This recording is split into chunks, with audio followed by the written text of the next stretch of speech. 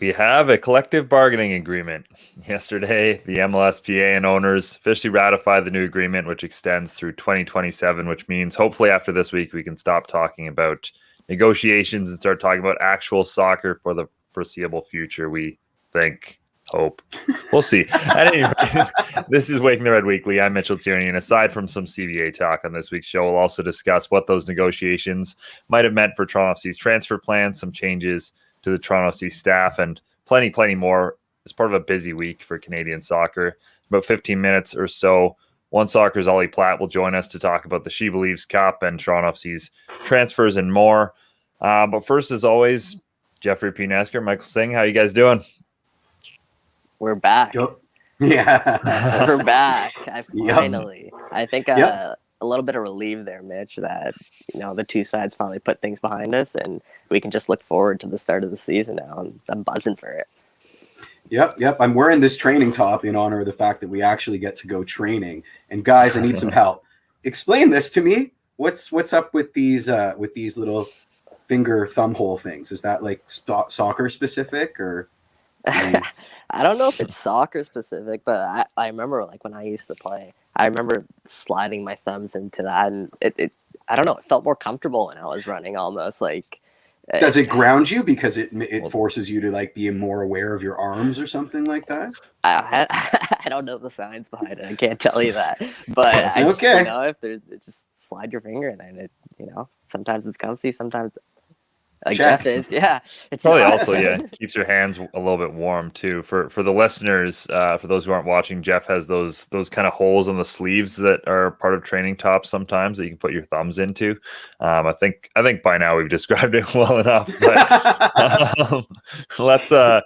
But let's talk about the big topic this week, which of course is the CBA negotiations finally ratified by both sides. As we said off the top, deal goes through to 2027, adding 2 years to the previous deal. Worth noting, of course, that is the year after the 2026 World Cup that they'll go back to the negotiating table. As of right now, that means preseason's expected to start February 22nd and the regular season on April 3rd. Sam Stejskal of The Athletic, though, did say that the time the league has spent on these negotiations might have altered some of their other planning. So I, at least reading between the lines, would anticipate some sort of delay in the start of the season. But hey, we got over the line here. We're going to have soccer next year. There isn't any lockout. I think there's definitely still negatives here, but from our standpoint, it's a pretty big positive, certainly. Can we break it down? I mean, I have questions. I know you guys probably understand the minutia of the new CBA better than I do. The free agency is the new hotness, right? That's the sort of thing that the league is allowed. Years. Okay. And it's not the end of Tam Gam, thank you, ma'am? Yeah, so it's not the end of Tam Gam, thank you, ma'am, as you put it there. No more allocation money. What can you buy with thank you, ma'am? Yeah. All right. I don't like that laugh. Someone cut Jeff's mic. Cut Jeff. Yeah, there still will be allocation money, but in terms of the free agency, it seems like players are going to start hitting free agency earlier, but that won't start until 2026, I think it was. So, 5 years down the line from now, I think players will start hitting free agency probably a year earlier. So, I mean, that in a sense, that's a win for them. But in terms of the, salary cap increases, the amount they're going to get paid, the minimum salary is also increasing pretty significantly. I mean, from, where it is now to where it will be in 2027 for the rostered player and even non-rostered players. So that's a huge plus for all of those guys who are making 5 figures and struggling to get by. It's great to see that they can lock up their future here in the long term and just focus on soccer. So another positive for anyone growing up here trying to make it professional. There's a route, and there's a league in our own backyard that can actually make it, and be proud of the fact that we made it there. So that's a big step forward. Another thing I want to talk about is the young designated player under 22 initiative, which again, I think details are still coming out on that, but it looks like additional 3 players on top of your designated players. If they're under the age of 22, they can go over that salary budget, it seems like. Wow. So that's a huge plus, especially for a team like TFC who has the money to spend. You can now purchase players that are under the age of 22 and sort of spend over that salary budget again, essentially. So I want to see how TFC actually utilize that, because they might have some players on their roster that are worthy of just Io Akinola, for example. Yeah. I was just thinking, can be worthy of that spot, and perhaps that's a way to extend his contract that 1 year. So I think that's a huge tidbit in the CBA that's worth mentioning. And salary budget increases across the board throughout until 2027. I know this season and next season things will stay the same. And I think that's what the league wanted, just because of the potential fans not being the stadium revenue issues. So in that sense, that's what the league wanted. Now they also got the extra 2 years, which was what they really wanted, which was not to have to negotiate around a World Cup. Now, what's the significance of that? The fact that this CBA is renegotiated after the World Cup happens? I think it's just it would put the players in a better spot to negotiate for more money, right? If you're coming off a World Cup, that's where eyes are, and that's where revenue will be, right? So I think if you're coming off that year and you're negotiating, it's a better stand for the players. If you're the owners, you negotiate that 5-6 years away, the odds are the players aren't going to get the true value, especially with the way that Canada soccer and MLS in general is heading and how big it is getting. I don't think the players are going to really, benefit from this long term, but the owners got those 2 extra years locked up, which is key, so they won't have to negotiate during that time. Yeah, right. Obviously, so some stability. yeah. Hopefully. Again, they can. The one thing that gives me a tiny bit of pause is they can opt out of this again, or like 2022, they can invoke another force majeure clause, which could put us right back here at the negotiating table. Obviously crossing our fingers, we're hoping that doesn't happen, but it does exist, and it is worth certainly noting. But yeah, certainly this makes it even more complicated to look at MLS rosters and try and figure out how they're going to be pieced together, but also more fun, because I think that is part of the fun of this league is trying to see all the mechanisms you can use to, build a starting 11 versus just straight up spending, money on them like teams around the world do. So definitely something to look out for.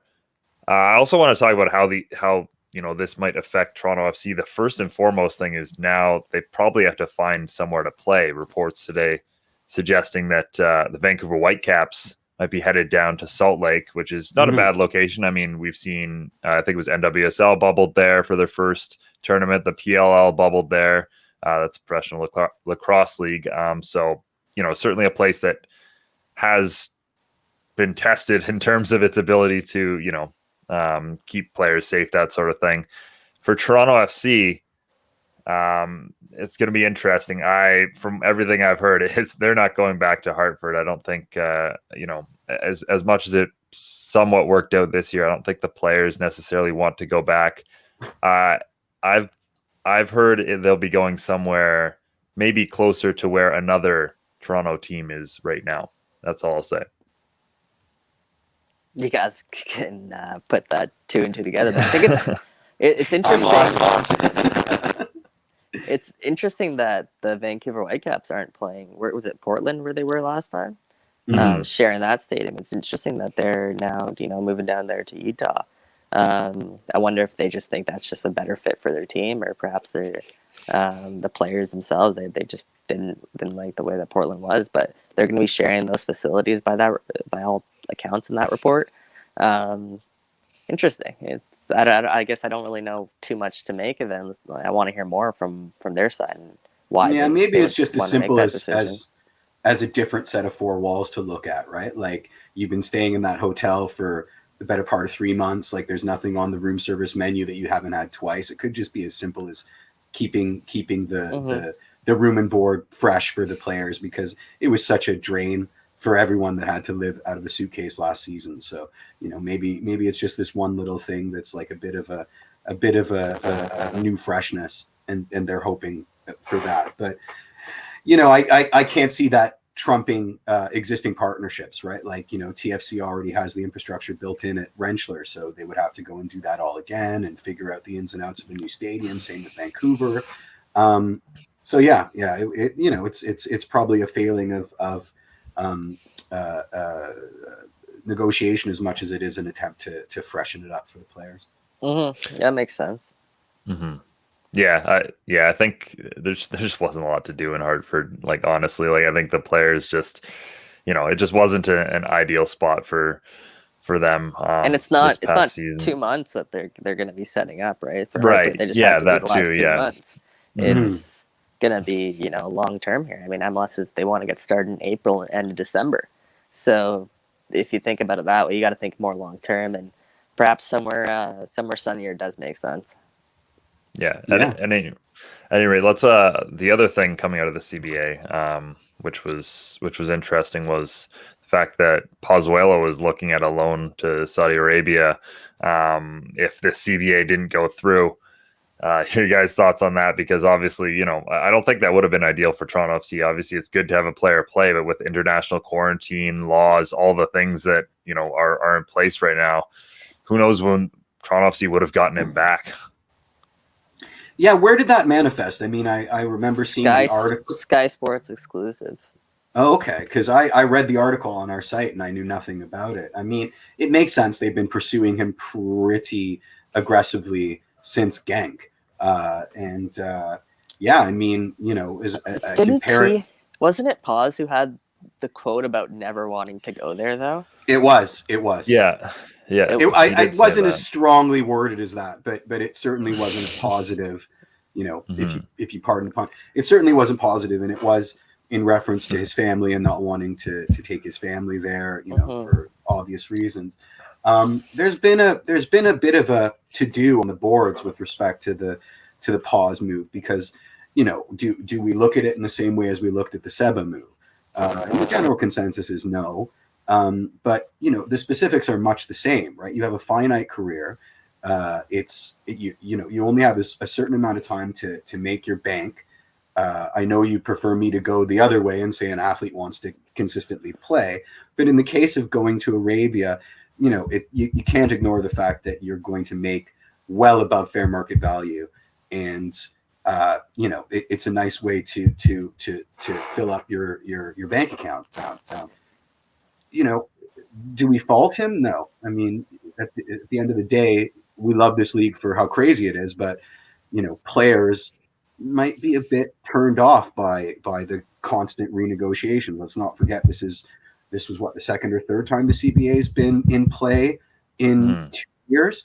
So yeah.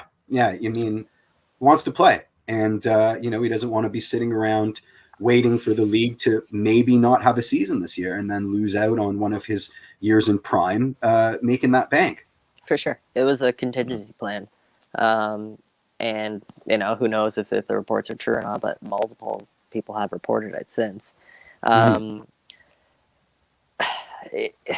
like, you can't fault him for it. And I think he was just, like I said, covering his own ass there, right? The European transfer window closed by the time these negotiations were up. So perhaps if things did really go sideways, where is he going to play next season? There aren't many open windows, so one of the top teams in Saudi Arabia comes knocking. I guess at least you have to entertain it just in case, right? Especially if absolutely. You are the most valuable player in the league, and you have that opportunity to make a boatload of money because you have that. You're coming off that year, and if all of those, if every MLS player is a free agent next year, Paz has to be one of the hottest commodities, right? So I guess the 2 and 2 add up, and when you think about it, so. I can't really fault them for that, and I won't make too much of the rumors as well, because I think most of it was just, again, a contingency plan based on the fact that MLS might not have had a season. Yep, and we're over that now, at least until the next force majeure clause. Ollie is on deck. He is in the green room. Yeah, let's bring Ollie on. I did want to say it was 3 negotiations in 12 months, which my God is a lot of negotiating. We didn't have to do much negotiating, thankfully, to get Ollie Platt on the show this week. Thank you so much for joining us. A guest from our inaugural episode, actually, now with One Soccer Today, which is every Monday to Friday, 7 p.m. on One Soccer. Thanks so much for joining us, Ollie. Yeah, anytime. Thanks for having me, guys. Cheers. Well, let's start a little bit by talking about the uncertainty of the CBA. We were talking a little bit about Pozuelo before you came on, and the potential that there was for him to go on loan to Saudi Arabia when it wasn't known, whether or not this CBA would be ratified. How much do you think that maybe affected certainly what Toronto FC was trying to do this transfer window, and maybe some of the other clubs in MLS as well? Yeah, it's hard to say, really. I never got the impression that I never really believed that we were going to get a lockout, to be honest. I not to say that the negotiations weren't kind of precarious at times, because obviously, the players have been unhappy for over a year now with the way some of these negotiations have gone. But I just think when it comes down to it, MLS as a league, there's such a disparity between the top end of the salary spectrum and the bottom, that the league always kind of knows, I think, that they can push the envelope a little bit and they can play pretty hard with the players. And there are a lot of guys in this league who need to get paid, right? They're not players who have millions of dollars stashed in the bank and can afford to not play for a year. So I always thought it would get done for that reason. It's just a case of how much kind of unhappiness is there in the player pool? How does this affect potentially, if this keeps happening, how does it affect MLS's reputation to foreign players? Like, does the next Pozuelo pay attention to this and think, well, this guy's having to think about going to Saudi Arabia for a year because the league's not going to play? Like, that's stuff that is completely novel to foreign players, right? So it's not a reputation that you want to build for yourself. But yeah, as I said, I thought I would have been very surprised if we'd actually got to that point where we were locked out this year, just because of some of the dynamics and, as I said, in the salaries in MLS. So do you expect now, Ollie, more moves to happen around MLS now that the negotiations are behind us? Or do you think teams are just, negotiating anyways and bringing transfers? Because from a Toronto FC perspective, we're hoping that this sort of opens the floodgates here. But it sure seemed like it, right? Like FC Cincinnati's going out and spending millions of dollars while also saying that they can't pay their players this year. Trailblazing FC Cincinnati, making all the great MLS moves. They're just reinventing the wheel. I'll move on because you are talking about this transfer window. If TFC could only sign one player in this window, is it a DP or a help at the back?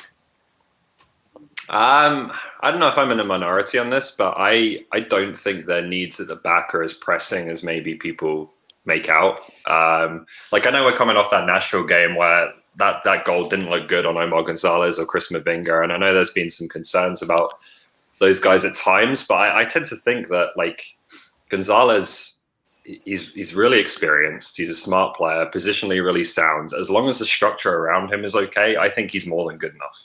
It's when the structure breaks down, like we saw in the last, late in that Nashville game, and he starts to get into one-on-one situations with players who are quicker than him, and he looks bad, right? He's always going to look bad in those situations. But I think as long as the team is fairly well organized, you can mostly keep him out of those situations.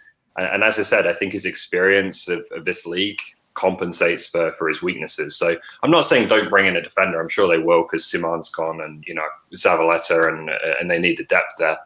But I certainly do think that the more pressing need is up front, where the team was just way too reliant on Pozuelo last year. It's a fair assessment. How are some of those younger center backs that you think TFC have, like the Julian Duns and the Rocco Romeos? Do you think they can step up right away and do a job? Yeah, I hope so. I like Julian Dunn. I thought he was really good in the CPL for Valor last year. Getting to be at the Island Games. I didn't really get to speak to him or get to know him that well, but just kind of observe him, right? And he's just like a really calm kid and quite mature. And you really saw him over the course of that tournament. He was really quiet. When he first came into the bubble, didn't say a lot, kept himself to himself. And as the weeks went on, you really saw him kind of come out of his shell a little bit and become, a leader for the Valor team and feel like he can express himself. And I think, as I said, I think he's a pretty smart kid and, mature beyond his years in that sense. So he's the one that I'd hope I just haven't seen as much of Romeo, but Julian Dunn is the one I'd hope could maybe play a part. But the feeling I got was that Greg Vanney just didn't think so for whatever reason. He didn't seem to be sold on him. So it will really depend on what Chris Armas comes in and sees. I think young players probably will get more of a window and maybe an opportunity to fail and learn from their failures more than they did under Vanney, who seemed to want them to kind of be ready to go, right? But we'll see. I think Dunn has the potential though, for sure. Cool. You mentioned Toronto FC's offensive reliance kind of on Pozuelo there, and one of the big reasons for that, of course, was Josie Altidore not being available, and when he was, probably not playing up to the standard we've come to expect from him. We're probably a week removed now, I think, from that crazy day where all the rumors came out of U.S. men's national team camp regarding the amount of interest there was in the player and potentially some conflict within Toronto FC. What are your thoughts on that whole situation and where Toronto go from here? Because it certainly seemed like things maybe aren't all that rosy. Yeah, I don't think Ali Curtis would be doing his job if he didn't at least explore the option of moving Jose Altidore. Like, the contract's bad, right? And then for 3 years now, the guy's been injury prone, hasn't really been there at the big times of the year when they've needed him because of those injuries. Like, I just don't really see how you can go into this season. And again, I don't want to slight anything that Josie Altidore's done in the past. We all know he's a club legend. That should go without saying. But I don't see how you can go into 2021 and think we can rely on Josie Altidore to be healthy and to be in form, right? And that's a problem when you only have 3 DP slots and you're paying a guy that amount of money. So as I said, Curtis has got to. He's not doing his job if he doesn't at least explore the possibilities of moving on from Altidore. Obviously, that's going to be contentious. That's not going to make the player happy. You get kind of the Giovinco situation all over again, and that can be disruptive, right? So they need to resolve it one way or another. I'm not surprised at all that they're looking at options to potentially sign a new striker to move on from Josie Altidore. But there's going to come a point where if they can't do that, you kind of have to just accept that he's our guy, and we have to hope for the best and try to take care of his health as best as possible and move forwards, right? But for now, with it, this early in preseason, I'm not surprised that they're kind of looking around and potentially shopping him around a bit. Yeah, the rumor guy Bore, he just had a baby, so I'm not entirely sure that's Toronto. That's happening, right? Like, I mean, he would have to fly with a newborn and then be in quarantine. Like, it's looking further and further away. So, let's get Messi instead, right? Yeah. Toronto brings in what was his salary? That was something about his salary the other day. In euros or Canadian dollars, just add 15 more zeros and run out of paper. Yeah. Do you want to be Barcelona, Toronto Football Club as well? Like, interesting. Yeah. As long as our kids have these little thumb holes, which I'm really digging. Michael, you don't have a question written down, so I'm just gonna go. Do I ever? Not really. I'm showing them how the sausage is made, and I'm sorry about that. Come on. But let's move on. Let's talk some. I guess we can talk some She Believes Cup, because that's coming up and it's right around the corner. Who are some of the names? Question. Of course. Who are some of the names that you think that would shine at that tournament for Canada? Perhaps some of the lesser known names. Yeah, good question. Well, I'll start with some of the more well-known ones. Like, I think I'm really interested to see Jessie Fleming. Yeah. Because she's actually started to get a couple of starts for Chelsea now. I'm really interested to see what that environment's done for her. I thought, to be honest, she stayed in college too long. I know that you want to, finish your education and that kind of gets a little bit of priority, I guess. But I do think that she's been beyond college caliber for probably a couple of years now, and maybe her development stalled a bit because she wasn't in the pros. So I'm interested to see what that's done for her over the past few months.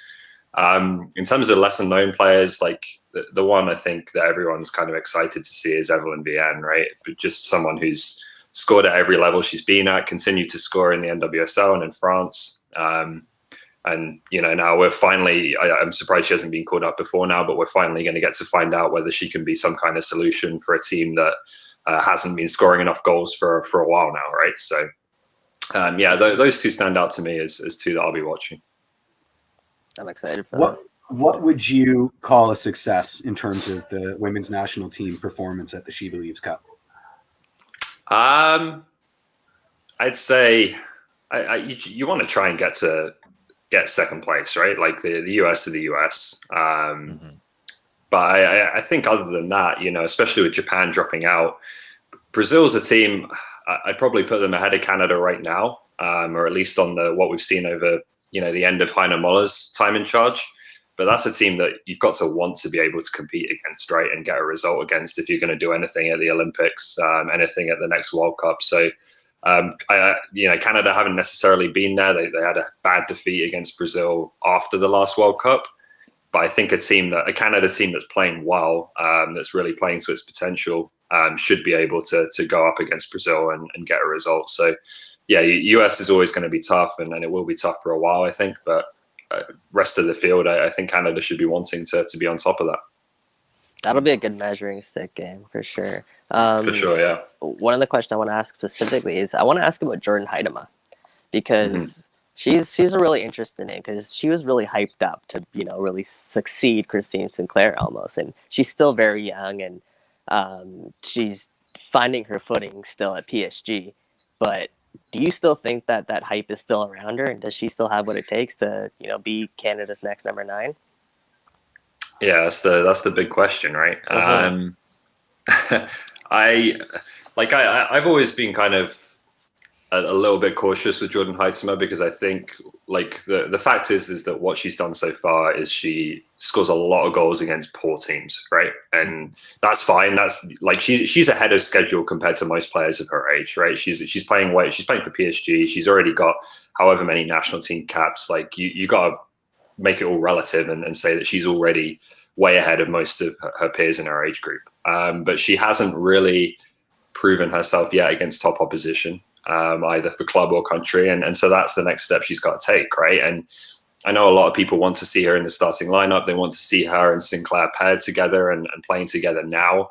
For me, I've got to see her do it against a stronger opponent before I'm really putting her in pen in the best 11, because there are a lot of other good, theoretically good attacking options in Janine Becky and Michelle Prince and now Vienne and other players, right? So she's for sure got the talent to be, a core player for Canada for years to come. But I just think she's still in that process of really maturing and actually showing it at a top level. But, there's a reason she's at PSG, and obviously a lot of people think that that's going to come, and hopefully it does.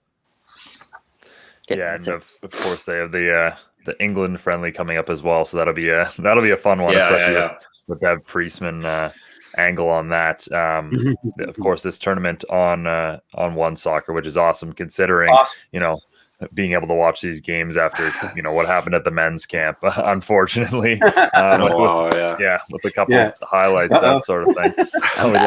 We lost the camera there, but I did want to talk just briefly finally here about the men's national team, and of course the news that Ricardo Ferreira is finally committed to Canada. Certainly a player they've known about for a long time. I know Zambrano on his tour of Europe trying to talk to all these guys, talked to him a couple of years ago, but Herdman was finally able to it certainly wasn't. I think the week after, who was it? Who's the Italian guy who Brian Cristante. Yeah, Cristante played for Italy, and then Ferrara and I think Eustachio both played for Portugal. So certainly Herdman's had more success, and he's bringing in a player that has played at a very high level. Not recently, though, considering the injuries. What do you think Canada could be getting in Ricardo Ferreira? Certainly, I think the health is the biggest factor here. Right, for sure. And I said this on our show last week. There's two questions for me. One is, can you get him healthy in the first place? Because it's been 3 years now where he's been, pretty devastated by knee injuries and not played a lot of games. And then secondly, is he still at the same level he was, back when he was playing for Braga and getting called up to the Portuguese national team? Because that player is obviously Canada's best centre-back and a massive addition to the programme. But if, the wear and tear of those injuries has lowered his level a little bit, then obviously you don't know so much, right? So yeah, it's potentially a great addition. Obviously, there's no negative to it. You get the player in, committed to Canada. You try and hope he gets healthy. You get him in camps and see how it goes. So there's no downside. But is he a sure thing to be the player that we were all clamoring over 2 or 3 years ago to play for Canada?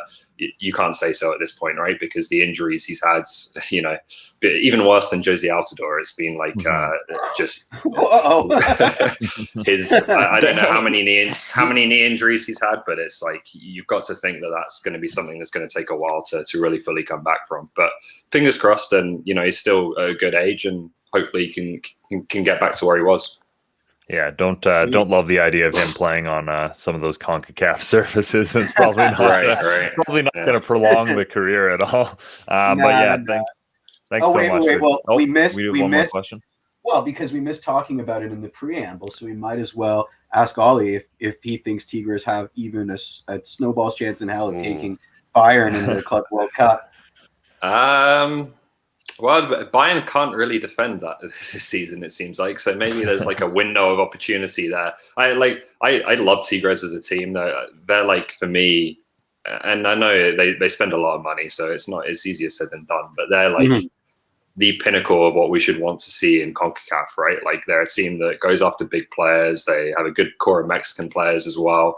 When they came to Toronto, they were just so professional. Like Tuca Ferretti doesn't really say anything, but you just know he's kind of a competent coach. And everything about them is like it's like a big club, right? Like it's comparable to what you see in Europe and things like that. So they're like the kind of North Star, the aspiration, I think, for every club that wants to be big in CONCACAF. So I hope they can give them a good game. And as I said, Bayern are pretty fragile at times, so you never know. Will they be taking selfies with Bayern players after the game? Probably Alfonso, right? Fonzie for sure. That's a gift. They can give you a pass for that. To be fair, in terms of Tigres, they came to BMO Field shortly, I guess, before Club America, so that made them look a little bit better in terms of what happened with Club America's visit to BMO Field. But no, definitely I agree on that. But yeah, Ollie, thanks so much for taking the time this week. Thanks. All right, thanks guys. Cheers, man. Yeah. Again, you can catch Ollie alongside Andy Petrillo and Gareth Wheeler weeknights 7 p.m. over on One Soccer. Always have some great discussions about all things soccer. Michael's having some real issues here with the phone. Oh man! When's your birthday, Michael? I know exactly what I'm getting you as a present. It's a phone stand. I was gonna call Ollie a big leaguer there, and I'm here fiddling around with my headphones and stuff. He's got the big One Soccer stage right now, and that's great to see. Former WTR managing editor moving up, so I know it's always rooting for Ollie. And, well, he's got such a brilliant soccer mind. It's so much fun to pick his brains. What's next? We haven't talked about J-Dave. Oh, we can talk about J-Dave. Yeah. Oh, absolutely, we can. Ottawa native. Last 5 games. Yeah, Ottawa native. Ottawa native, Jonathan David. Let's go. It looks like he's finally fully settled into the player that we knew he all could be with Lille. I mean, they're flying right now, and a big reason for that is that Jonathan David's scoring every game and getting them huge results right now. So obviously pretty exciting and big stuff coming up for him. They've got that Europa League tie against Ajax, which obviously will be a great opportunity for him to prove, the caliber of player that he can be. And obviously top of Liga, everyone's watching right now, and he's, when the spotlight's on, he's shining. Yeah. Which goal did you prefer? The second one to me was the one that I watched over and over. All day. Mm-hmm. Yeah. That was some great combination play. It was so fast. Unbelievable. So and just the way he kind of stuttered to stop his run a tiny little bit to like ruin all the defenders and then became completely unmarked in the box.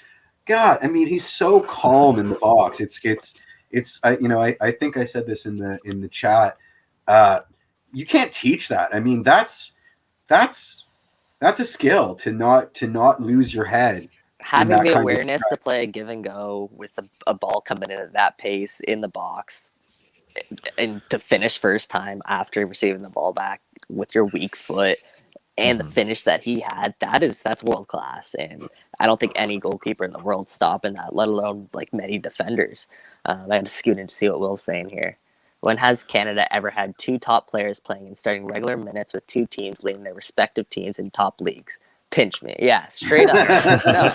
And this is something something I also wanted to talk about. You have Jonathan David, who is the most expensive Canadian transfer ever since making the move over in the summer. He started off with 2 goals in 25 games. And as Mitch said, he now has 5 in his last 5.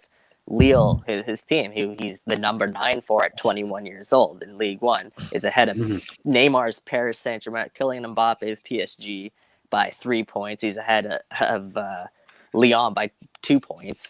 And Lille is off to their best start ever with Jonathan David at the leading the charge. And then you look over, you have Alphonso Davies, and obviously we all know what he's doing with Bayern Munich. And it all brings me to what I want to talk about, which was the Athletics article of Stan Stachel and Paul Torino.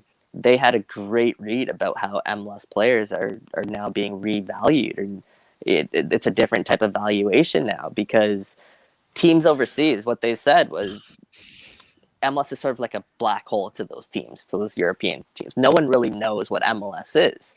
And there's a good quote in there from Jesse Marsh. And Jesse Marsh was saying he had a ton of people asking him about it because he obviously now is over there at Red Bull. And he's the closest sort of link to the two leagues. But everybody's going to think that all MLS is just pressing all the time because they're just Red Bull people. They're like, MLS, yeah. Another great anecdote, and this kind of ties into what we were talking about last week with TFC, was Weston McKennie. And he was the FC Dallas product who actually never ended up came through the FC Dallas Academy, but didn't sign an MLS contract. Instead, he opted to go overseas himself. Obviously, he's found his way onto Juventus, and he's made a huge name for himself at Juventus. And that ultimately sparked the interest in Brian Reynolds, which we all follow that saga a bunch, and Juventus was right in there. And that's because of what Weston McKennie did.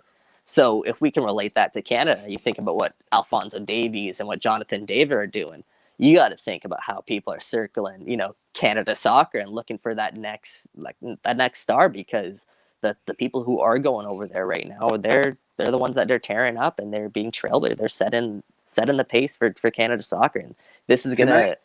Yeah, go ahead. Can I slow your roll a tiny little bit? Just bring up 2 things. Do you think that maybe some of this has to do with the fact that the big European teams are in a bit of a budget crunch and they can swoop in and buy these players for cheaper because MLS is one of the more untapped markets?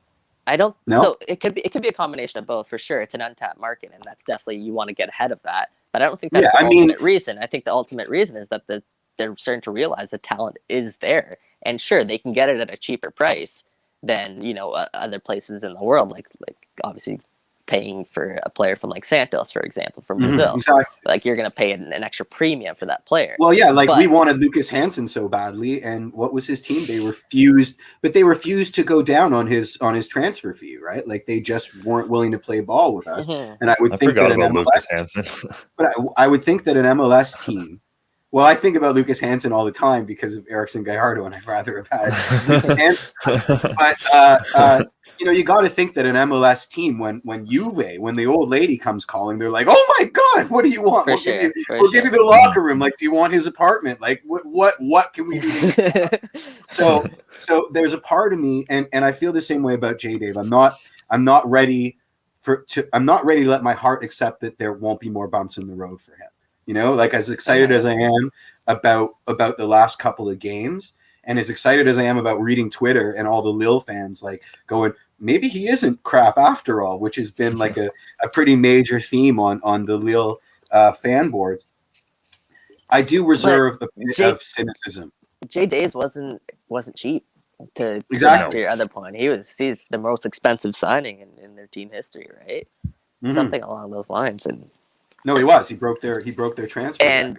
Yeah, and I think that only drives the valuation of the next Canadian player up. Perhaps even someone like Ayo Akinola, who is probably the closest thing Canada has to a Jonathan David right now, right? Is that pure number 9 sort of build.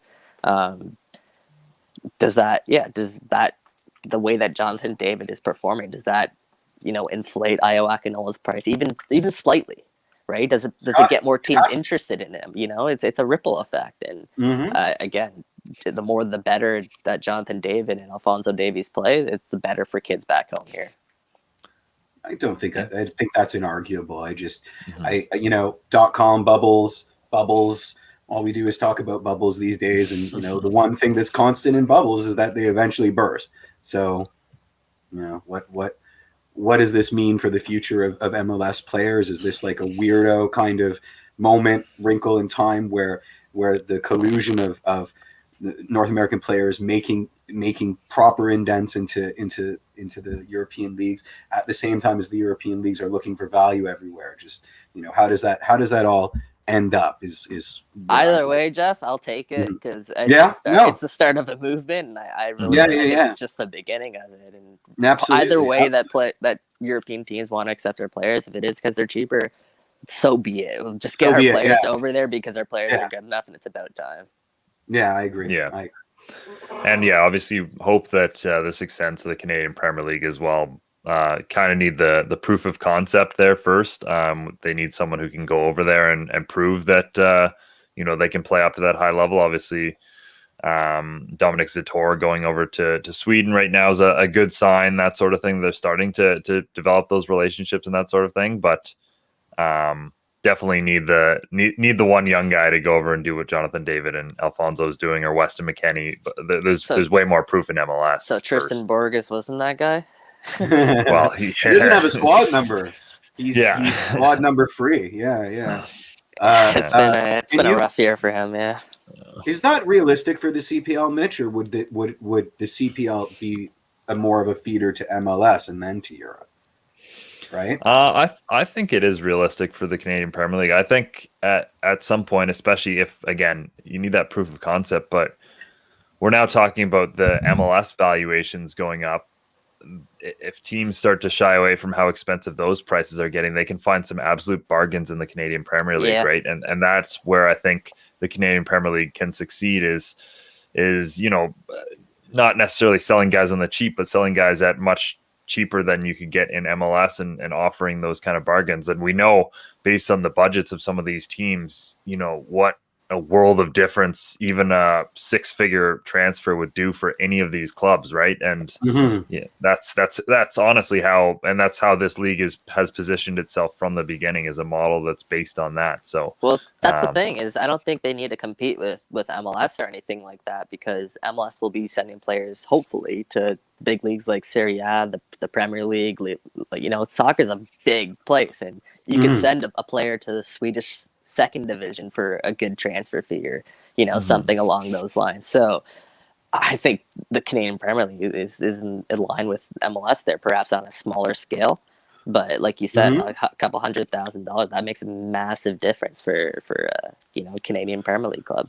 Perfect segue to the fact that the new CCL, the new CONCACAF system, is really opening up the floodgates for that CanCon, my friends. What is it? 3 guaranteed places, as many as 5, because finally Canadian teams playing in MLS that win MLS things are allowed MLS prizes. I mean, the league's only 25 years old. I'm very glad that we figured this out now. So this almost feels like an apology, though. Like we're gonna. I'll take it. I mean, the years that I've had to explain to casual fans. So if they win MLS Cup, they're in the Champions League. No. They have to solve these riddles 3. And people are like, why do you watch this? If they win the league, they're good, right? Yeah. Nope. Sorry. No. It goes to Atlanta again. What? Why? I mean, so yeah, it's that's pretty awesome news. And of those 3 places, one is the traditional Canadian Championship Voyageurs Cup place, and 2 are CPL dependent of the 3 guaranteed. 2 are CPL. Yeah, 2 are CPL. I think one was supposed to be the season winner, and one was supposed to be like the actual playoff winner. We're supposed to get first into that. And it's only going to be a 16-team tournament, if I'm not mistaken, something like that. Something like that. I read a breakdown on the MLS mothership, the winners and losers. it's supposed to be pretty small, but I like the revamp format. I think it's a lot more straightforward, and the best countries are now going to be represented in CONCACAF. I think the best. I think the only question I had was has it been definitively stated whether or not the final is aggregate or one and done? I think it was. I wouldn't be able to tell you what it is, but I thought everything was moving to single knockout now. We probably should have done more research on this. Yeah, before we talked about it. We jumped into it, but I love aggregate, guys. I'm sad. I love aggregate. I realize that we got to get out of pandemic first before we consider two-legged series. But I love aggregate math. MLS Cup. Did you like the one leg or did you like the aggregate? Because this year we had the one leg, right? I think finals. I like aggregate. Finals should always be one and done. Yeah, I agree with that. Yeah. I agree. Stretching out a final. I kind of like the one and done throughout the whole process because I just think the games are more exciting. Maybe it's just the North American mindset. But going out 1-0 to Nashville, that wasn't very exciting. Any game 7, man, I can get into it. And if the first leg is always a little bit less entertaining for me out of a 2-leg affair. Give me the tactics. I can get into that. I'm on board, but just from a casual supporter's perspective, I like the idea of a game 7 every playoff game. Mm-hmm. Yeah. I mean, there's arguments to be made for both sides, but I really love I love drunk aggregate math, and I don't ever want to say goodbye to drunk aggregate. Like, are we winning? Are we losing? I don't know. To put a bow on this, though, I think the more opportunity Canadians have to get exposed to all of CONCACAF's tricks and all the things that happen in away legs in CONCACAF, I think the better. So, the more Canadian teams, the more Canadian players that can get involved in something like this. I mean, we've already seen, I think we're going to see the dividends of what Oso and those guys went through in their CONCACAF run for the Canadian men's national team. So, it can only be better if there's more Canadian teams involved. It really is a trial by fire, isn't it? Like, or Absolutely. trial by bags of urine. Either way you slice it, it's it is something special. Phil B did all right in Series 2, did he not? It's not over yet. So the first 2 days of qualification, the first 2 days of the group stage, essentially, he did okay. He still has some work to do, kind of just like the last time. He has to get hot here. I think today's his last day of qualification, if I'm not mistaken. Okay. So we'll keep an eye out, keep you guys updated, and hopefully if he can get into that top 8, he'll move on to the quarterfinals there, and that's where things get interesting because he's been there a bunch of times, almost every time he's been there, but he hasn't been able to quite get over that hump. So another shot at League Series 2. Hopefully, he gets a couple of bounces, and we're rooting for Phil, and we're seeing him take home a trophy. This is the second last tournament before EMLS Cup, which is obviously the big one. So it isn't the end of the world if he doesn't do well in this tournament, but obviously we're rooting for him regardless. Yeah, he's our guy. He's our guy. Do we want to close it out with raising a toast to our man Christian Jack? Oh. Yeah, I think we should. Yeah.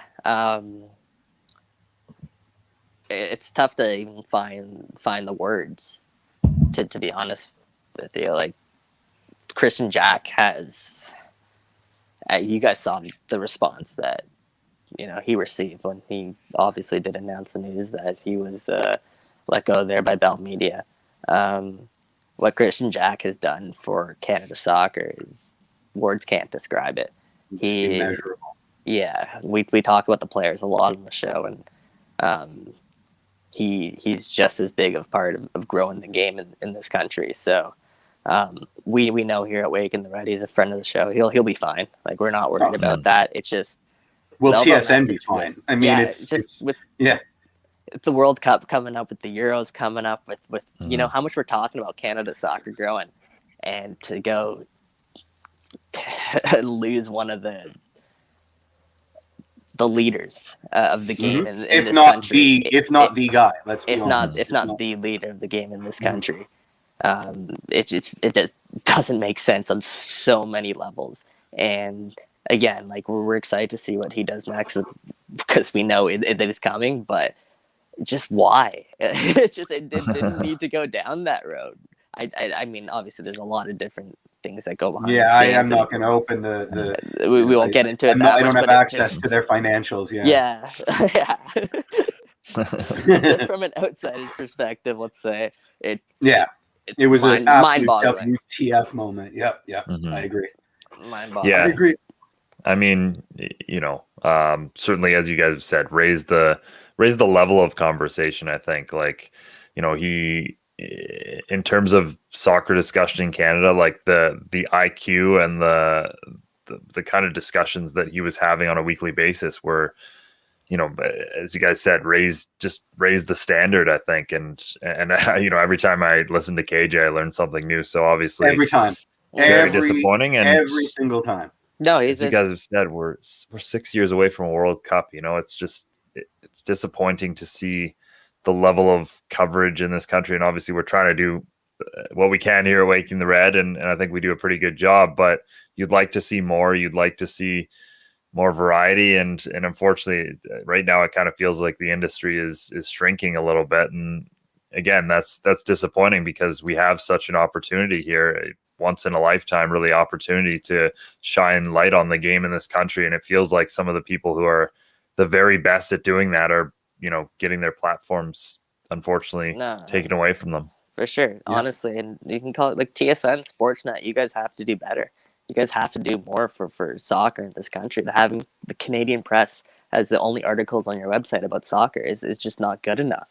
It's the direction that the game is going. There's, like, you have Alphonso Davies, who could be the most popular athlete in this country. Could be the best left back in the world, and he's so recognized globally. And I feel like almost in our own country, we do him injustice because we don't have enough soccer coverage. And there's going to be the next. Can you Alphonso buy Davies. a Canada shirt? Please tell me how to buy a Canada shirt. It's like it's draconian, and then you just give up. Like, forget about the name set. Also, yeah. So there's a lot of logistical nightmares going on here. A lot of ignoring a sport that maybe traditionally got ruined a lot of media executive careers. Right? It's not. Let's not dilly dally here. Soccer has always been on a kind of like whale trajectory in terms of eyeballs in Canada, and maybe it's not enough for us to be screaming from the mountaintops. No, this time it's finally going to take, because they've heard it all before, right? And but again, I agree with you. Like, we are at the precipice of a World Cup in our country in our lifetimes, right? If there was ever a time to bet heavy on soccer, it's not even just the World Cup. It's what everyone else is doing too. It's what Alphonso Davies is doing. Jonathan Davis. It's what the Canadians women's national team is doing. It's literally on every front except for this media coverage, and that's the only disconnect I'm seeing right now. Because honestly, our Canadian athletes get more media coverage overseas than they do in our own country. And that's because of the biggest media players in our country right now, because they don't give them enough attention. And obviously, we don't have the numbers in front of us, and we can't tell them what to do, but we can try.